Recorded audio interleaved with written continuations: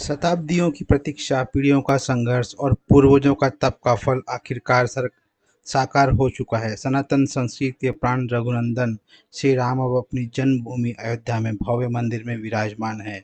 500 साल की आस्था, तप और बलिदान के बाद वह दिन आ ही गया जब राम भक्तों का सपना सच हुआ है।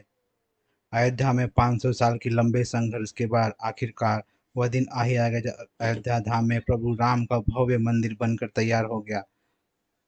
मंदिर को अब फाइनल टच दिया जा रहा है, यानी कि अक्टूबर महीने में संपूर्ण मंदिर का निर्माण कार्य पूरा कर लिया जाएगा। फिलहाल राम मंदिर परिसर में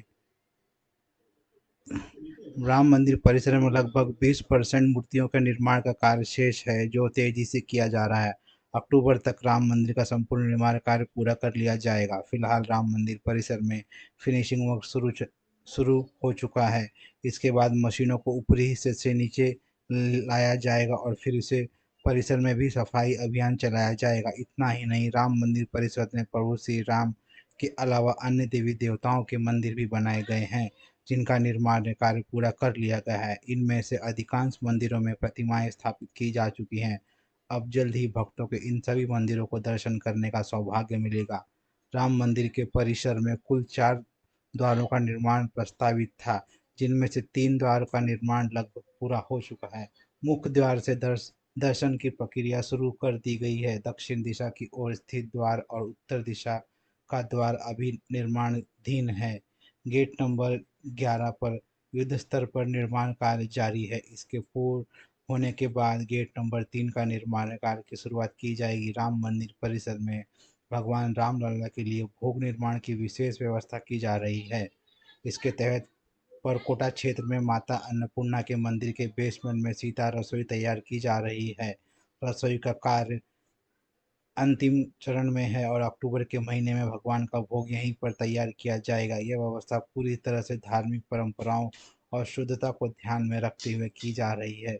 इसके साथ ही राम मंदिर में अब श्रद्धालु बालक राम के साथ साथ राजा राम के भी दर्शन कर भाव विभोर हो रहे हैं। श्रद्धालु भगवान राम के बाल स्वरूप का दर्शन कर रहे हैं। वहीं प्रथम तल पर राम दरबार में राजा राम, माता सीता, लक्ष्मण और हनुमान जी के दिव्य स्वरूप के दर्शन कर रहे हैं। यह दृश्य भक्तों के लिए बेहद आस्था और आनंद से भर देने वाला अनुभव है। राम मंदिर का शिखर पर सुरक्षा के लिहाजे से वज्रपात से बचने के लिए अत्याधुनिक तड़ित चालक लाइटनिंग रजिस्टर लगाया जा रहा है। वह बिजली गिरता है तो ये यंत्र आकाशीय ऊर्जाओं को अपनी ओर आकर्षित करता है और उसे सुरक्षित रूप से धरती में प्रवाहित कर देता है, जिससे मंदिर को किसी तरह का नुकसान से बचाया जा सकता है। यह तकनीक मंदिर संरचना की दीर्घायु और श्रद्धालुओं की सुरक्षा निश्चित करने के लिए बेहद जरूरी मानी जा रही है। जैसे ही जैसे ही राम भक्त राम मंदिर में दर्शन करने पहुंचेंगे, वैसे ही उन्हें त्रेता युग की झलक भी मिलेगी। इसके लिए मंदिर परिसर में रामायण कालीन पौधे लगाए जाएंगे। ये पौधे न सिर्फ वातावरण को पवित्र और शांतिमय बनाएंगे, बल्कि रामायण काल के समय की धार्मिक संस्कृति, प्राकृतिक विरासत का भी अनुभव कराएंगे।